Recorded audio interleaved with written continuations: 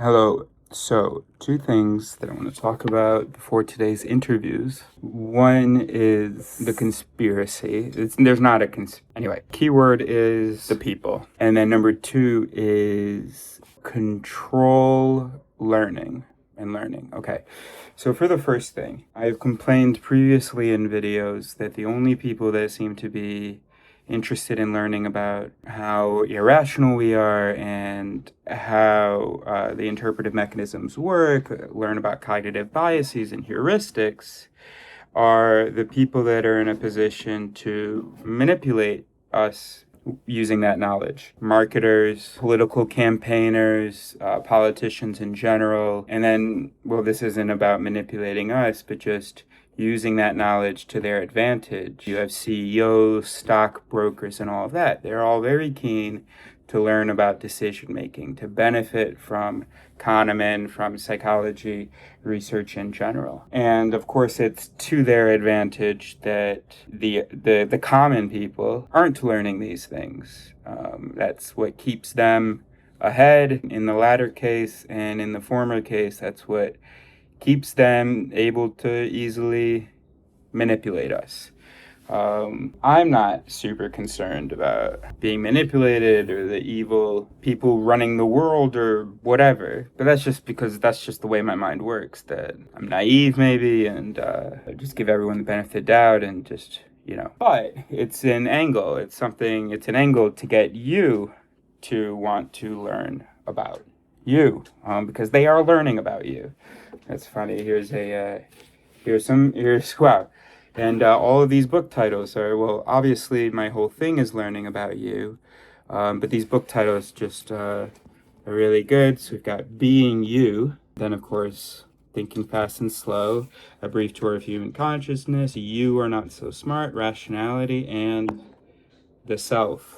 Anyway, so 2 nights ago, I'm at this event here at the Society for Neuroscience conference, and I did have this moment of like, oh, fuck, of fear, sort of, or maybe I just realized what a great opportunity was for an angle because it might be scary to you or to the people. But you've got all these people in suits talking about our quest to better understand the brain and to come up with treatments. But there was a sort of a backroom cabal feel that got triggered, at least in me. It's like all these people coming up with technologies that can change your brain. And you don't even know that you are a brain. You don't even know that your decision making is biological. And so they can come up with a cap or a pill or whatever that doesn't just treat depression, but that promotes compliance. You might not believe that's possible. The common man doesn't even really believe that's possible. We have science fiction movies screaming it at us, but it's just science fiction. But no, it's very real. You can be physically manipulated because you are a physical entity. And while we are out here in the back room researching how to do that, you are not, let alone how to, protect yourself, how to understand when it's happening, to see it coming. So I'm just picturing government, a corporation in 50 years says, here's this vitamin for brain health, and then maybe a report comes out, that this is going to make you more compliant. I think people would probably not take it, I'm guessing, but it's still scary, the idea that if you don't realize, there are parts of you I know that don't think that's possible, but I think it'll be other parts that will be triggered by hearing that announcement or that headline that's making you more compliant. Isn't that amazing? Isn't that amazing how we're this kind of convoluted cognitive system, and so we contradict ourselves all the time. I guess it's not a big deal. I'm about to move on. But if you're following what I'm trying to express, what I'm saying is that although most of the people that I interview don't think of themselves as physical entities, right? And therefore, the only way to like make them compliant would be to sort of, make them like that. Gosh, words aren't wordsing, but that's all right. I'm going to save all my good words for my interviews later.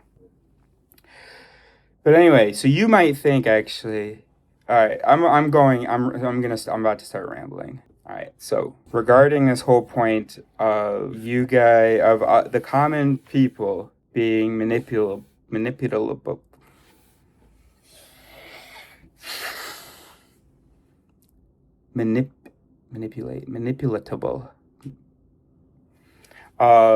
because they don't realize that they're physical entities. Okay, so that's one thing I've said. Oh no, regarding that, I was saying that a single brain can at once believe that it sort of can't be manipulated by a drug or fundamentally changed by a physical substance because it's an immaterial thing, and also know that alcohol, has an effect on you.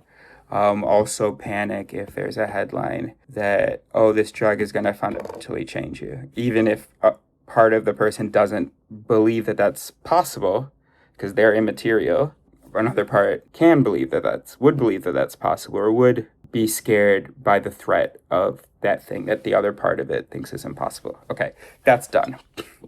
Still regarding the manipulable thing, and sort of following up on that last bit, so let's say that there isn't a contradiction. Let's say that what I just said is not the case, and that instead you do believe you can be made to be more compliant, but that you would notice it, that you would be like that, and that the only way to sort of make you compliant is to kind of turn you off. That's not the case. We could definitely come up with a technology that alters you such that you're producing the behaviors that are good for the market and good for the authorities, but you do not notice that it is inconsistent with like what you would have naturally done or what's best for you.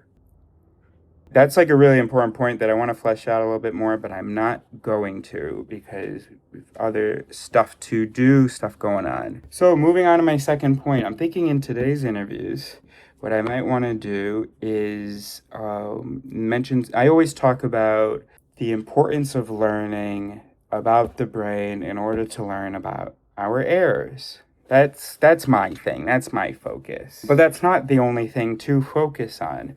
Another thing is, learning about the brain so that you can better regulate your emotions, right? A brain that knows about emotions can better regulate them, can better notice opportunities for intervention. It can have, better techniques for intervention or regulation or whatever. It can know how to switch over the parasympathetic. And it's not by flipping a switch. It might be by turning your attention to something, calming. It might be by reframing, whatever. So communication as well, right? A brain that knows it's a brain. So a sensitive brain that knows it's a sensitive, fallible brain can pause a moment, can allow room for noticing error in our, because we can be hypersensitive. For instance, yesterday, I was feeling some concerns about my sort of partner and how she might be feeling, and I thought that I was maybe noticing things in her behavior.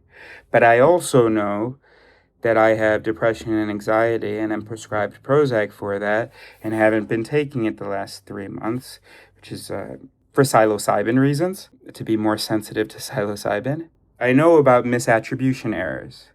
I know about errors of misattribution. So this anxiety that I'm feeling might have nothing to do with my partner. I might just be sort of imposing that, because, there's a part of me that's like, oh, anxiety, what is the external trigger? Oh, that's it. And then if I didn't know I was a brain, I would just be like, okay, I've identified the cause of my anxiety. And if she tells me that, no, there's nothing wrong or whatever, I'm not going to believe that at all. I know for a fact that my anxiety is coming from her behavior, that I'm correctly interpreting it. But no, I said to her, I'm not sure if this is just a generalized anxiety, or if I'm picking up on something. But the one that I was thinking of before I started recording is like learning and behavior modification. If you want to change your beliefs, your behaviors, whatever, you need to know about how that happens in you. And it isn't an immaterial snap. It requires more time, and it's a material thing. Hebbian learning, right? Fire together, right? Wire together. So you contrive the situation such that you are producing the behavior that you want. Maybe you have some kind of reward system. Maybe there's some looming threat. I don't know.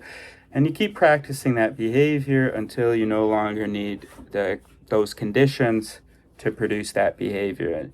So, when you know that you're a neural network, you know about long-term potentiation. You know that when two neurons communicate, that point of communication becomes a little stronger. So it's a little easier for them to communicate next time. But then that's going to wane again unless it's practiced and it's rewarded. And then you can make that a really strong point of communication such that it's a more automatic process and doesn't need whatever specific conditions you needed to provide to initially install it. So when we think of ourselves as this like immaterial consciousness, we might think, oh, I just have to decide to do this differently, to believe this, to respond this way, etc. And or I just have to have the desire for it. I just have to say it out loud. And those things help. They're not sufficient. You need time for the synapses to form and strengthen. So I'm wondering, maybe my interviews today, that might be something that I try. I say, maybe, I don't know, how, and I could maybe ask an open question like, what's something that a brain could learn about itself to help it function? If you could talk directly to the brain, which obviously you can and are, that's the only thing you're talking to, but I know that our intuitive sense, like that, makes sense to us if you could talk directly to a brain, because we think that we're talking to souls and then the brain is hearing it, or I don't know, whatever. I regret that I'm whatevering this, but I am. Yeah. So that's the question. What did I say? What's something that is useful for a brain to know about itself? There you go. So tell us, what is your name? Inell. Oh, right, and we're going to practice with the audio too. Yes, you certainly are. Thank you for reminding me. Okay. You just play them and okay. Okay. So tell me, what is your name? Inell Jones. And Inell, what do you do? I work for a biologics company. And what brings you to the Neuroscience company? I am a guest of one of the neurophilosophers here on campus. Okay.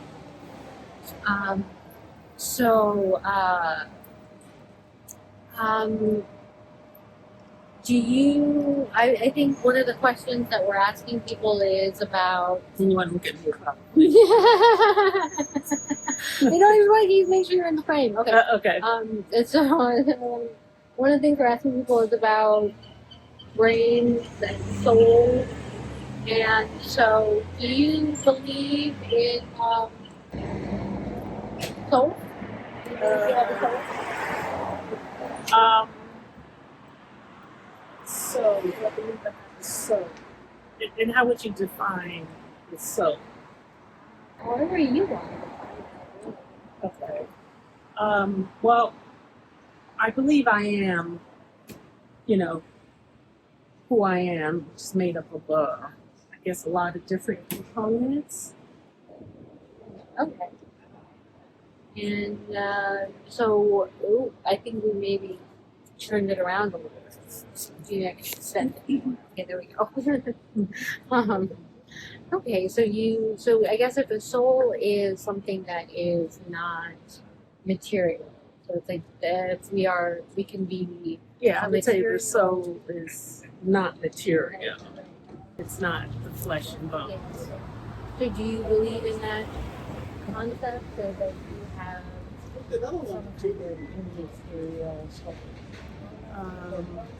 Even if that's not only who you are, something is that part of who you are? Something That's immaterial? an interesting question. I think I would have to think about that more. Yes. So there's nothing else here. This is like eating me. Thank you. Thank you. Soul thing could be considered personal because I think people associate the soul with a religion, and going to hell or going to heaven. Well, but I think that's part of it is like asking these neuroscience, these like science people, like, how do you, I mean, that's, maybe I'm wrong, but that's where my impression that.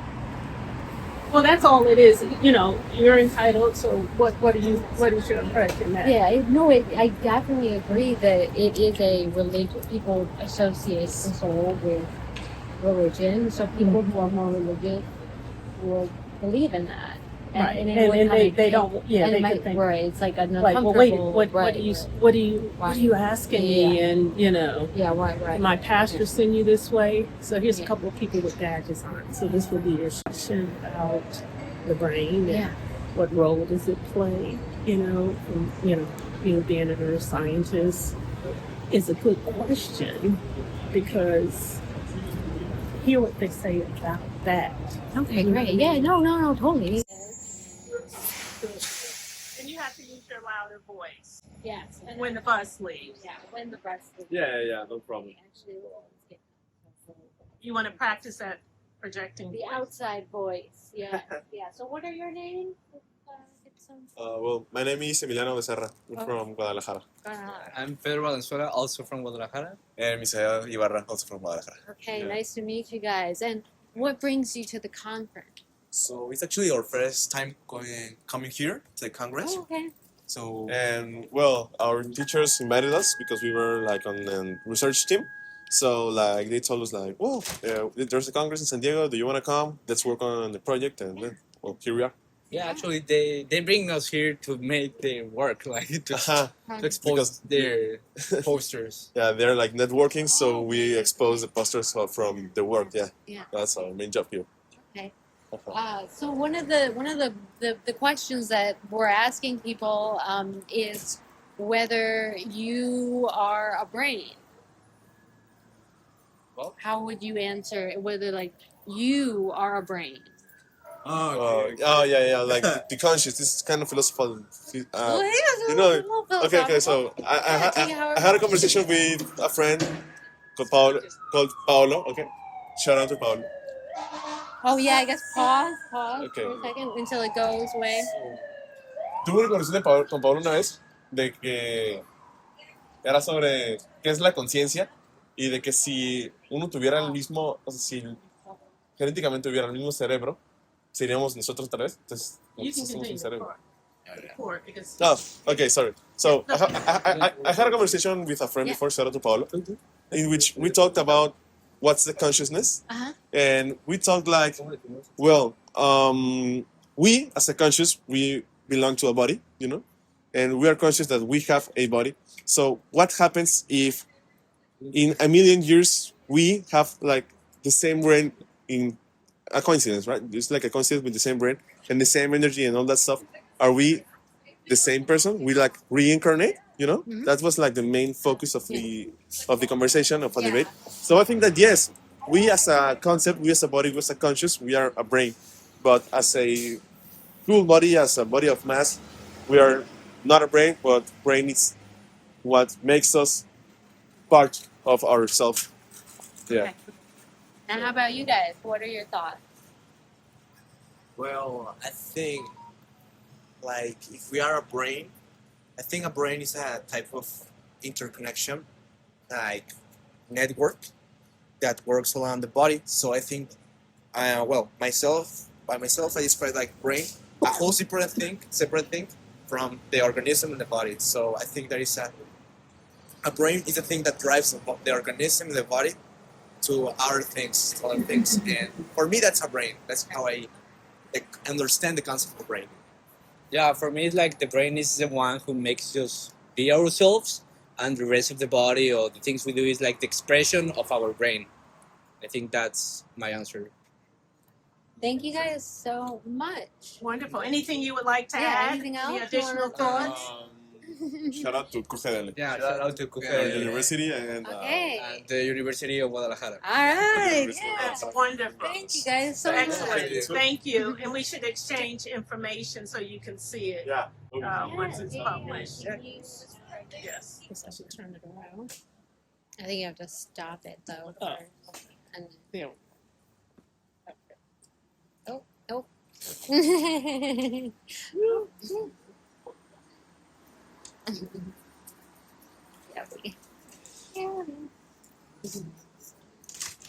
Okay, I can see me, so that's a good start. Good. Okay. And, well, this is what I want to do. Okay. Okay. Okay, good afternoon. Good afternoon. My name's Inell Lawrence, and I'm interviewing people that are here for the Neuroscience, Society of Neuroscience Convention. Mm-hmm. Would you answer one or two questions Yeah, for I'd be me? happy to. Okay, so you are My name is Sarah. Sarah, wonderful Sarah, and what brings you to the Society of Neuroscience Convention? Yeah, my work is contributing or helping with a YouTube channel that deals with the brain and thinking about thinking, and so I help with that channel and trying to that's it. Okay, well, so my question is probably going to be rather simple for you, and my question is, what role does your brain play in who you are? I think the brain is really all we are. So it plays the biggest role. Yeah. Wonderful. So, would you just expand a little bit on that? Yes.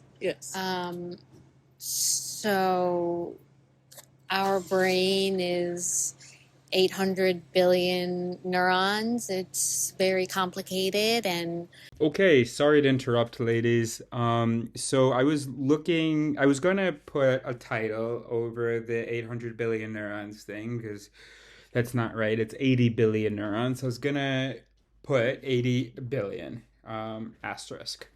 But then I thought, ooh, something a little bit more generous, charitable. 800 billion is close to the number of total cells, because there are, as you've heard me say in many interviews, 10 times as many glial cells, supporting cells, as there are neurons. These are your astrocytes, the stuff that feeds the neurons and takes care of them. But I want to check that.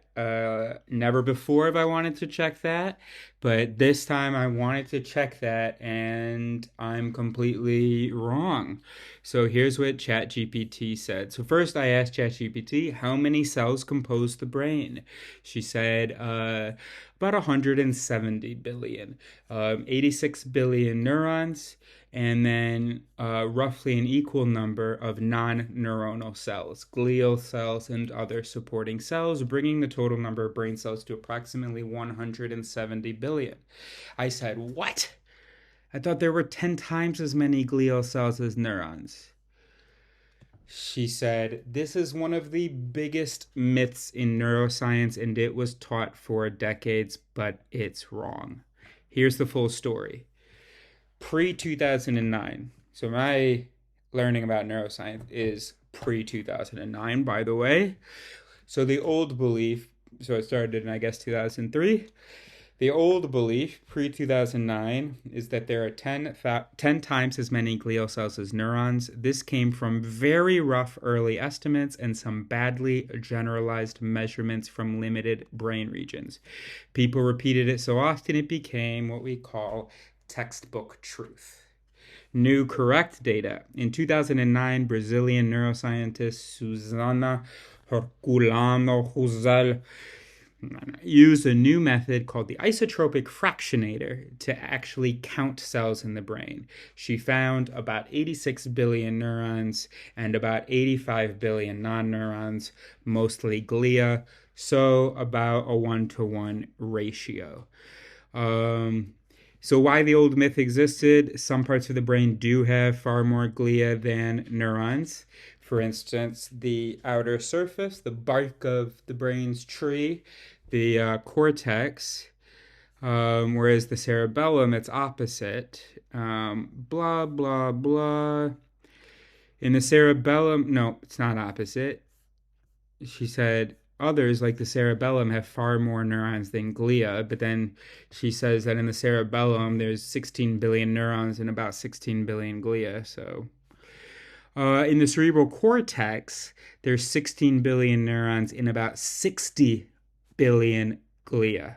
Okay, so that's kind of what led to the mistake, even though that's not a 10-to-1 or 1-to-10 ratio. It is a 1-to-3.7 ratio. And then in other parts of the brain, non-cortical, non-cerebellar, you've got 54 billion neurons, and then only about a fifth of that is glial cells. Okie dokie. All right, let's pick up where we left off. Back to you, ladies. All of our emotions and feelings, like everything originates in the brain. So everything that we perceive, we can trace, and everything we experience, we can trace back to some kind of activity or function in the brain. Right. And is it typical that people appreciate the role of their brain in their existence? I think From your people experience? don't. In my experience, that people don't appreciate the importance of the brain in our experience. Okay, right.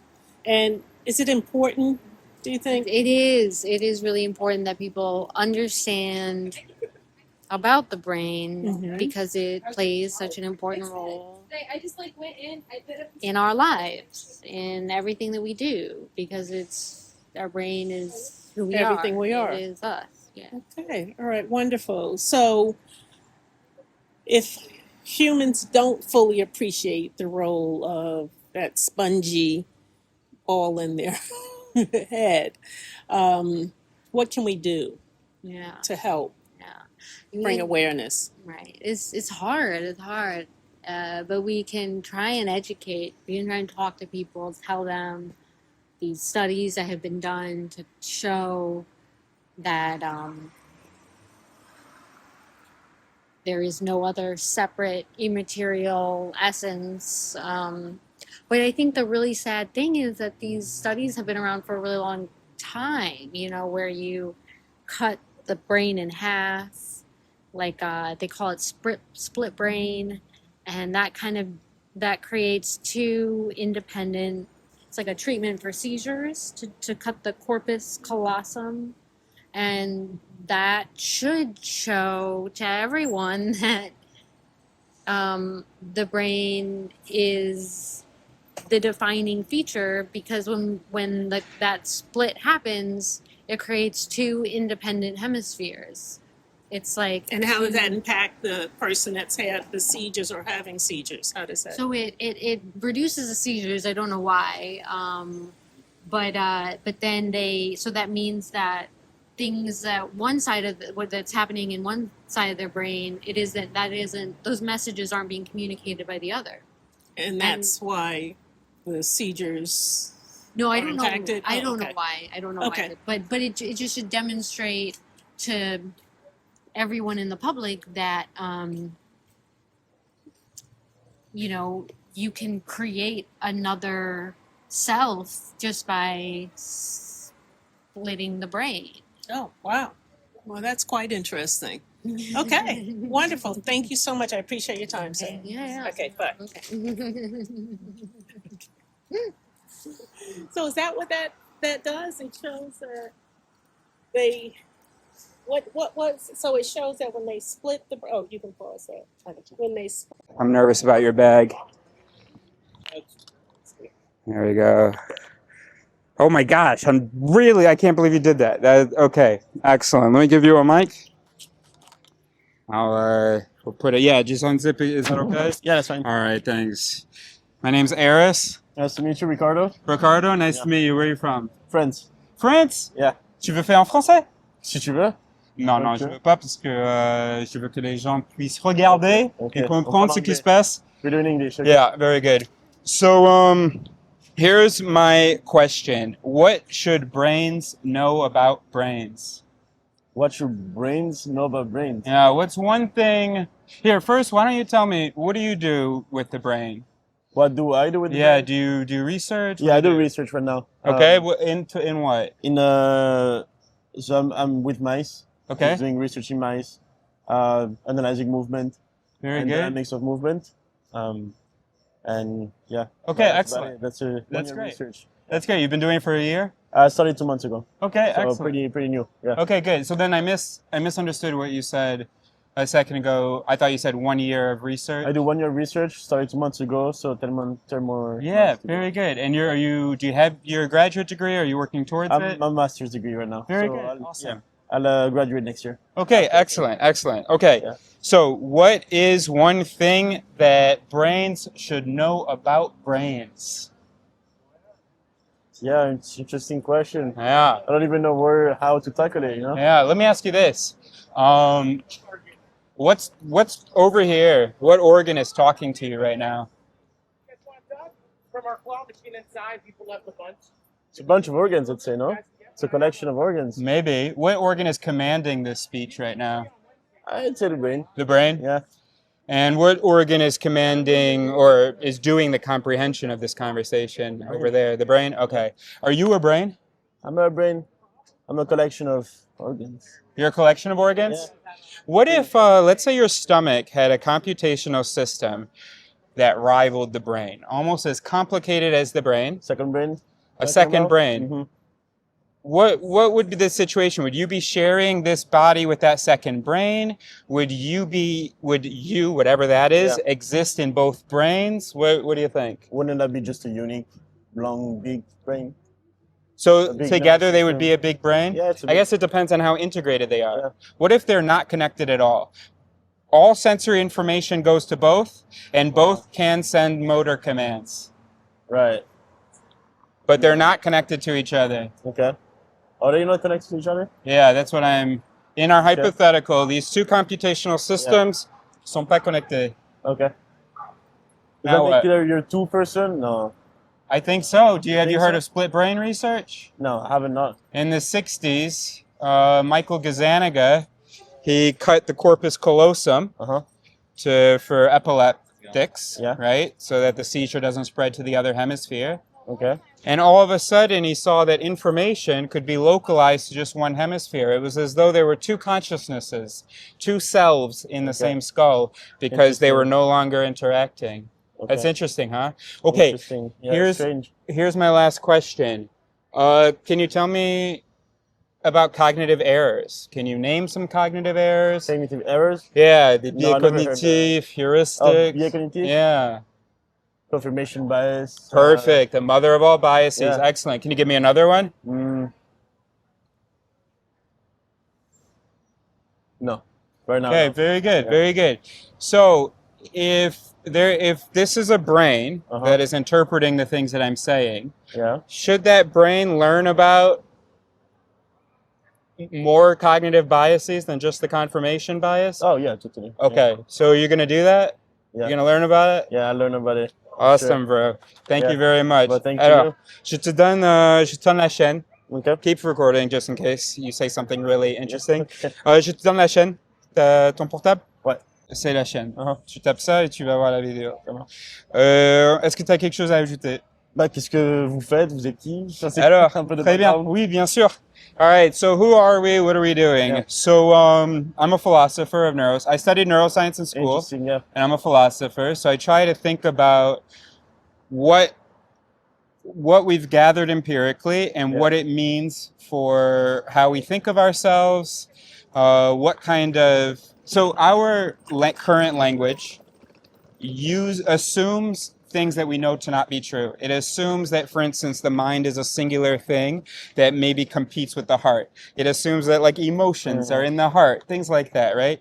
And what we've learned in the neurosciences is that 80 billion neurons, you are many things. Yeah. You are the competition, collaboration of many things, right? And so one of the things that I want to do is I've come up with like vocabulary and frameworks so that people can talk a little bit more accurately about the mind, about their impulses and so on, without using old stuff like the heart versus the mind or something like that. Okay. Another thing, my big main thing, is that I want to encourage brains like that one and like this one and all these brains to learn about themselves, because I think the world would be a better place. Yeah.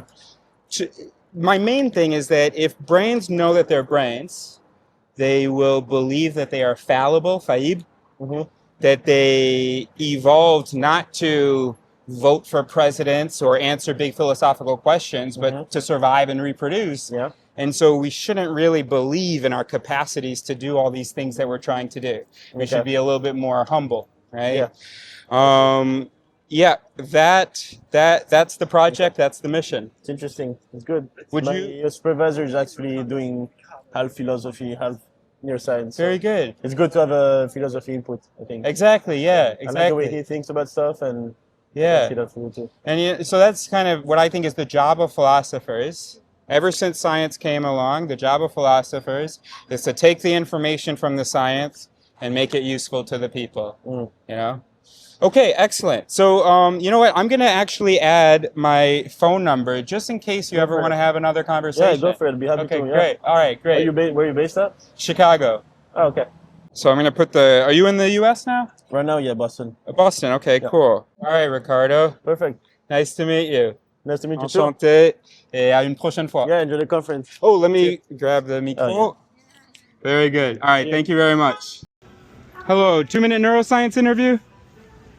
Very good. Is anybody available for a 2-minute neuroscience interview? Anyone? One question. Are you a brain? All right, very good. Thank you. Hello, do you have a second for a 2-minute interview? For a neuroscience interview? Good. 2-minute neuroscience interview? Here, turn right.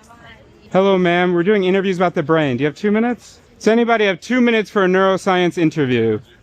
Just one question. Yes, that's awesome. Well, I don't really know neuroscience, but I can try. Great. No, that's great. Oh, great. Wow. This is fantastic. Great. Let's have so I am a philosopher and I am interviewing. Can you get rid of that? Thank you so much. All right. So can everybody actually come here, and we're going to even try to do this. So if you go over there. That's awesome. So if everybody comes over here with me. Okay. So we have 5 people. So let's do names. Kevin Bailey. Beth Saba. AP. Jocelyn. Jessica. Okay, thank you. I didn't actually memorize all those. I was thinking about my next question, so I apologize for that. Thank you. So I'm Eris. So I'll post this on YouTube. I have about 200 followers. So you will be overnight sensations, and I hope you're ready for that. Good, excellent. So let's start with Kevin. Are you a brain? I have a brain. You have a brain. And what would you say you are? Other than a human, I'm just... You're a human? I'm myself. Okay, very good. Are you a brain? I don't think so. You don't think so? No, not really. And what is answering my question right now? Uh, Very good. Are you a brain? No, I'm not. I'm a human. Okay, and what is answering my question right now? Just a moment. The moment is answering my question. Very good. Are you a brain? No. Okay, and what is answering my question right now? I don't know. Okay, very good. Are you a brain? No. And what is answering my question right now? My person. Okay, very good. Here's why it matters to me that brains see themselves as brains. I think that we've done a lot of research about the cognitive errors, heuristics, biases, and so on, and people don't know about it. They don't think it applies to them because they think that they are maybe immaterial souls that are just sometimes misguided by this fallible brain. But I have news. You guys are fallible. You guys are biological. How does that feel? To think of yourselves as biological? It feels like I kind of knew. No, sorry. I mean to think of your essence as biological. To think Part of it is. Part of it is? Yeah. Okay, very good, very good. So who does know what organ is answering these questions? Our brain. Oh, the brain? And also our vocal, like And what's commanding our brain. through the glossopharyngeal cranial nerve? Yes. Is it the brain? Yes. Okay, so the brain's answering this question and speaking on your behalf. Is that how we would see it? No? I was gonna say no. Okay. So it's speaking, it's using the word I, but it isn't you. So that's why I was wondering if maybe it was speaking on your behalf. Well, I am I. Doesn't the brain identify itself as I? Yeah. I identify myself as I? So how do we know who's talking, whether it's the self or the brain? Because we've only mapped verbal processes in the brain. Okay, very good. That's all I wanted. Any additional comments? No. Okay, thank you so much for stopping for this. Thank you. I feel like I need a shot after that. Thank you. Maybe you want to write down where you can see the video, where the channel is. Okay, excellent. Thank you. Thank you very much. I can go through and take a moment to. Very good. CYL. Okay. So you'll be on the news tomorrow. No, I'm just joking. Have a good night. Thank you so much. Interview me. Okay. Hello. Hi. What's your name? My name's Eris. What do you think that, are you a brain? Is that what I'm asking?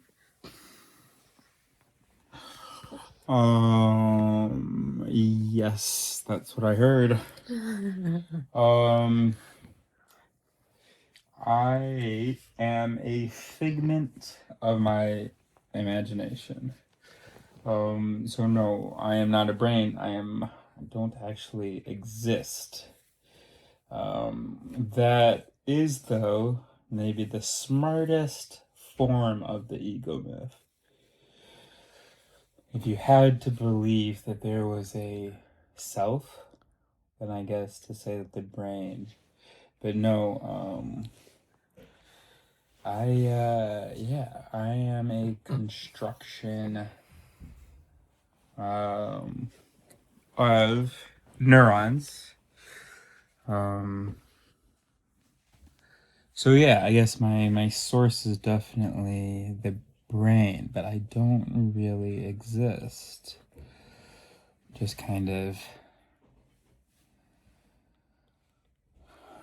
I'm kind of